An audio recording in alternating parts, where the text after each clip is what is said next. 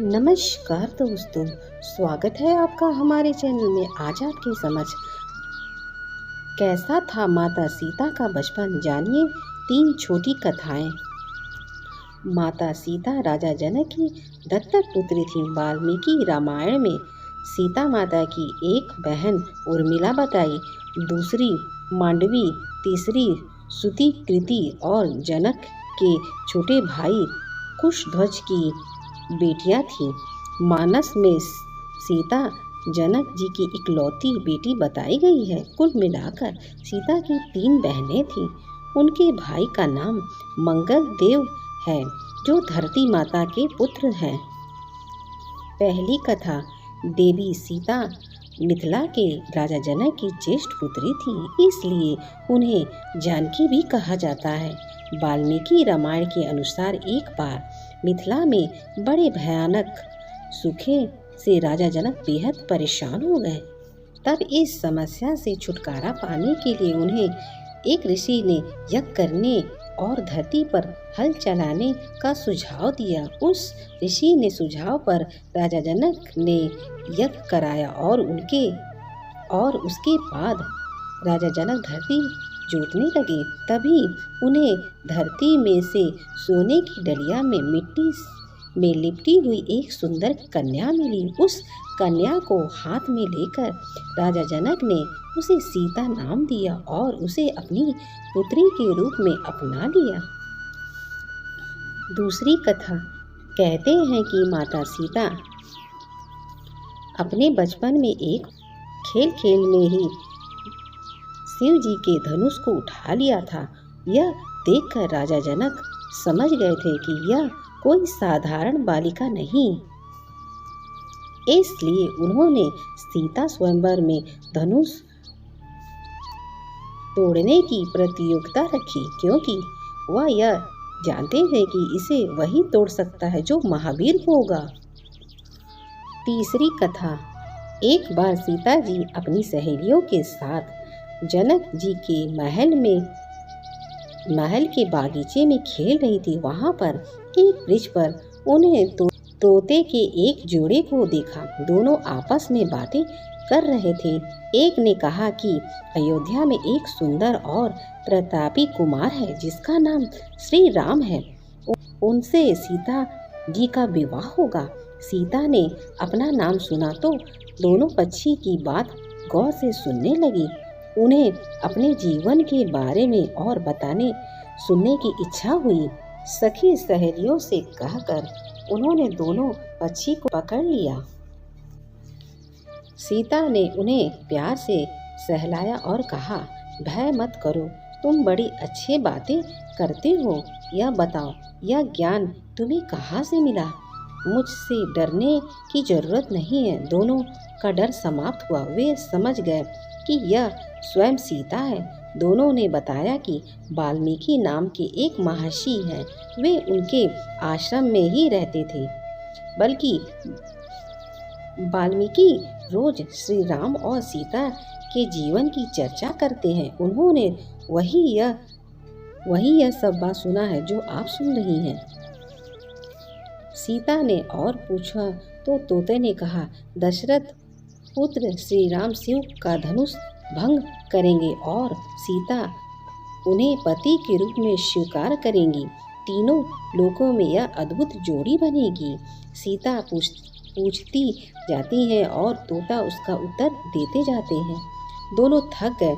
उन्होंने सीता से कहा, यह कथा बहुत विस्तार है, कई महीने लगेंगे। सुनाने में दोनों उड़ने को तैयार हुए। यह देख सीता ने कहा, तुमने मेरे भावी पति के बारे में बताया, उनके बारे में बड़ी जिज्ञासा हुई है। जब तक श्री राम आकर मेरा वर्ण नहीं करते, मेरे महल में तुम आराम से रहकर सुख भोगो। तोती ने कहा, देवी हम वन के प्राणी हैं, पेड़ों पर रहते हैं, सर्वत्र विचरते हैं। मैं गर्भवती हूँ, मुझे घोंसले में जाकर अपने बच्चों को जन्म देना है। सीता जी नहीं मानी। तोते ने कहा, आप जिद ना करें, जब मेरी पत्नी बच्चों को जन्म दे देगी तो मैं स्वयं आकर शेष कथा सुनाऊंगा। अभी तो हमें जाने दे। सीता ने कहा, ऐसा तो तुम चले जाओ, लेकिन तुम्हारी पत्नी यही रहेगी। मैं इसे कष्ट न होने दूंगी। तोते को पत्नी से बड़ा प्रेम था। वह अकेला जाने को तैयार न था। जब तोते को लगा कि वह सीता के चंगुल से मुक्त नहीं हो सकता, तो वह विलाप करने लगा। मुनियों ने सत्य कहा है, मौन रहना चाहिए। यदि हम कथा न कहते तो हम मुक्त होते। तोती अपने पति से बिछोड़ सहन नहीं कर पा रही थी। उसने सीता को कहा, आप मुझे पति से अलग ना करें, मैं आपको श्राप दे दूंगी। सीता हंसने लगी। उन्होंने कहा, श्राप देना है तो दे दो। राजकुमारी को पक्षी के श्राप से क्या बिगड़ेगा। तोती ने श्राप दिया, एक गर्भवती को जिस तरह तुम उसके पति से दूर कर रही हो, उसी तरह जब तुम गर्भवती होगी तो तुम्हें पति का वियोग सहना पड़ेगा। श्राप देकर तोती ने प्राण त्याग दिया। पत्नी को मरता देख तोता क्रोध में बोला, अपनी पत्नी के वचन सत्य करने के लिए मैं ईश्वर को प्रसन्न कर श्री राम के नगर में जन्म लूंगा और अपनी पत्नी का श्राप सत्य कराने का मध्य बनूंगा। वही तोता बाद में अयोध्या का धोबी बना, जिसने झूठ लांछन लगाकर श्री राम को इस बात के लिए विवश किया कि वह सीता को अपने महल से निष्कासित कर दे। अगर मेरी वीडियो आपको अच्छी लगी तो हमारे चैनल को सब्सक्राइब करें।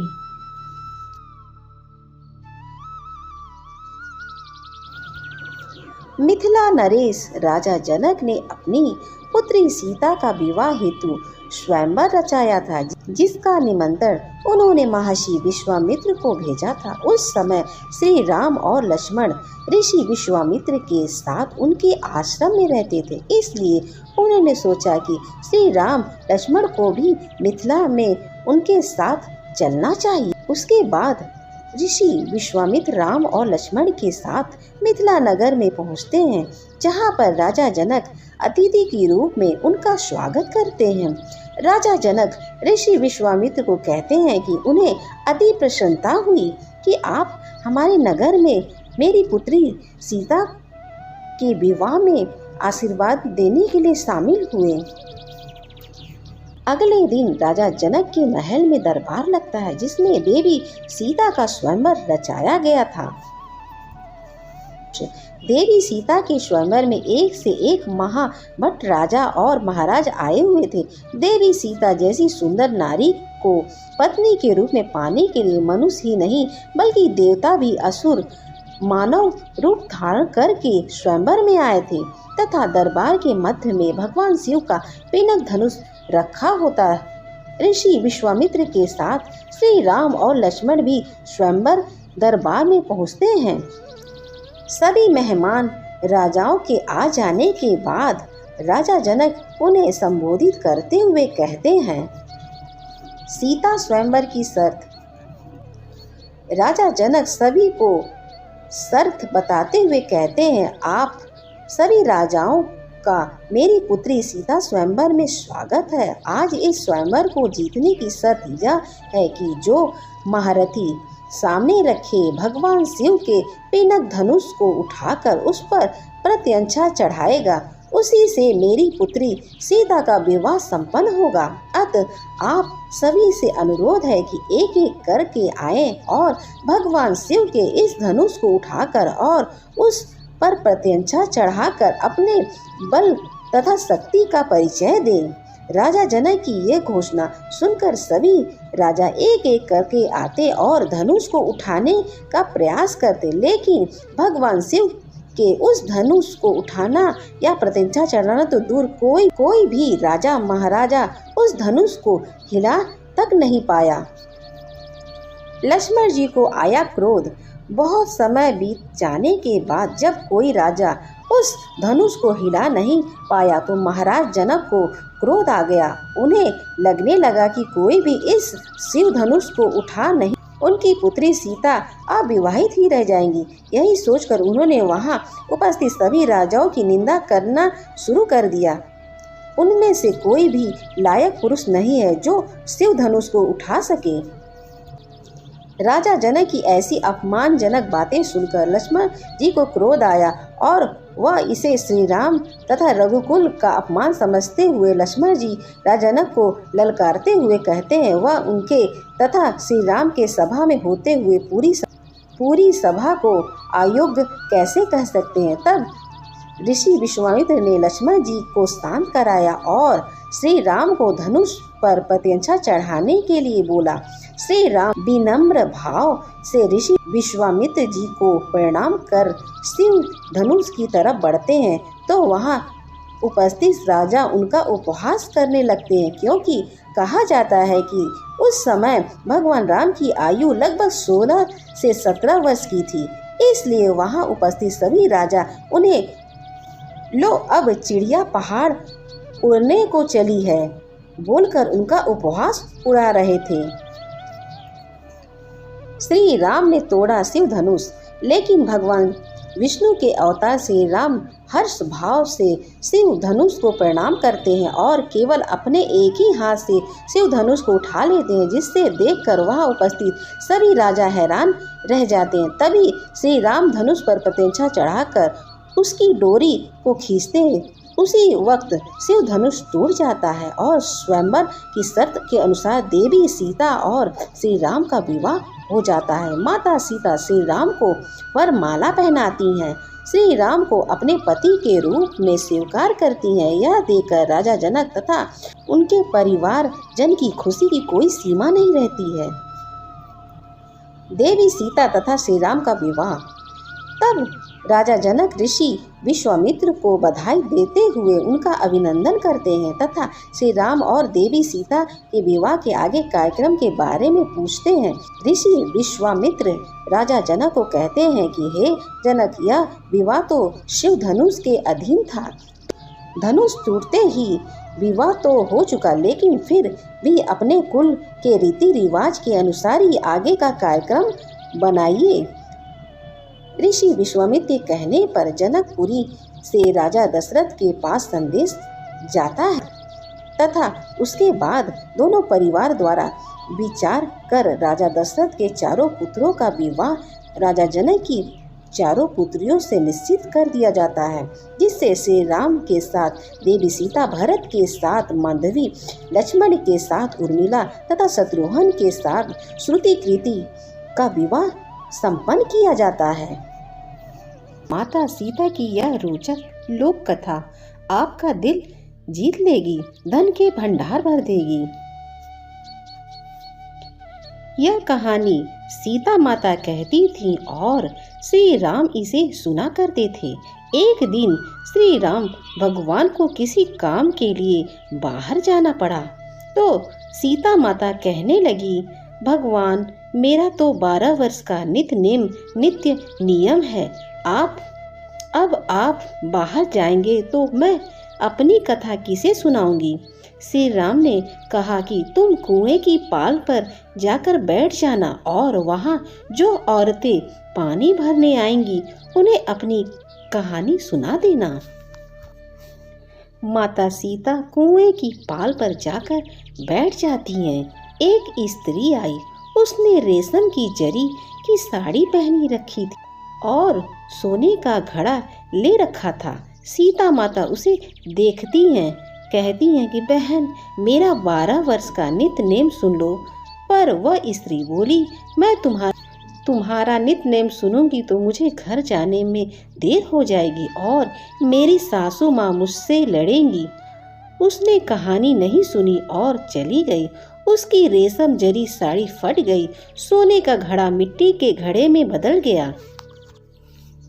सास ने देखा तो पूछा कि यह किसका दोष अपने सिर लेकर आई। बहू ने कहा कि कुएं पर एक औरत बैठी थी, उसने कहानी सुनने के लिए कहा, लेकिन मैंने सुनी नहीं, जिसका यह फल मिला। बहू की बात सुनकर अगले दिन वही साड़ी और घड़ा लेकर सास कुएं की पाल पर गई। सास को वही माता सीता बैठी मिली। माता सीता ने कहा कि बहन मेरी कहानी सुन लो। सास बोली कि हाँ, एक बार नहीं, मैं 4 बार तुम्हारी कहानी सुन लूंगी। राम आए लक्ष्मण आए, देश के पुजारी आए, नित नेम लाए, आओ राम बैठो राम। तपी रसोई जियो राम, मखाना मिश्री खाओ राम, दूध बतासा पियो राम, राम सुत के पालक मोटो राम। साल दुसाला पोटो राम, साल दुसाला ओढ़ो राम। जब बोलूं जब राम ही राम, राम सवारे सबके काम, खाली घर भंडार भरेंगे, सबका बेड़ा पार करेंगे। जय सिया राम, जय सिया राम, जय सिया राम, जय सिया राम। सास बोली कि बहन कहानी तो बहुत ही अच्छी लगी। कहानी सुनकर सास घर चली गई और उसकी साड़ी फिर रेशम जरी की बन गई। मिट्टी का घड़ा फिर सोने के घड़े में बदल गया। बहू कहने लगी, सासू माँ आपने यह सब कैसे किया? सास ने कहा कि बहू तू दोष लेकर आई और मैं अब दोष उतार कर आई हूँ। बहू ने फिर पूछा, वह कुएं वाली स्त्री कौन है? सास बोली कि वे माता सीता हैं। वे पुराने से नए कर देती हैं, खाली घर भंडार भर देती हैं। वह लक्ष्मी जी हैं। वह लक्ष्मी जी का वास घर में कर देती हैं। आदमी की जो इच्छा हो उसे पूरा कर देती हैं। बहू बोली कि ऐसी कहानी मुझे भी सुना दो। सास बोली ठीक है, तुम भी सुन लो। सास ने कहानी शुरू की। राम आए लक्ष्मण आए, देश के पुजारी आए, नित नेम का आओ राम बैठो राम, तपी रसोई जियो राम, मखाना मिश्री खाओ राम, दूध पतासा पियो राम, सुध के पालक मोटो राम, साल दुसाला पोटो राम, साल दुसाला ओढ़ो राम। जब भी बोलूं राम राम, राम सवारे सबके काम, खाली घर भंडार भरेगा, सबका बेड़ा पार करेगा। जय सिया राम, जय सिया राम, जय सिया राम, जय सिया राम, जय सिया राम, जय सिया राम। कहानी सुनकर बहू बोली कि कहानी तो बहुत अच्छी। सास ने कहा ठीक है, इस कहानी को रोज कहा करेंगे। अब सास बहू रोज सवेरे उठती, नहाती धोती और पूजा करने के बाद नित नेम सीता जी की कहानी कहती। एक दिन उनके यहाँ एक पड़ोसन की औरत आई और बोली कि बहन जरा सी आँच देना। तो वह बोली कि आँच तो अभी हमने नहीं लगाई है। पड़ोसन ने कहा कि तुम सुबह 4 बजे से उठकर क्या कर रही हो? फिर उन्होंने कहा कि हम सुबह उठकर हम पूजा करते हैं, सीता माता की नित नेम की कहानी कहते हैं।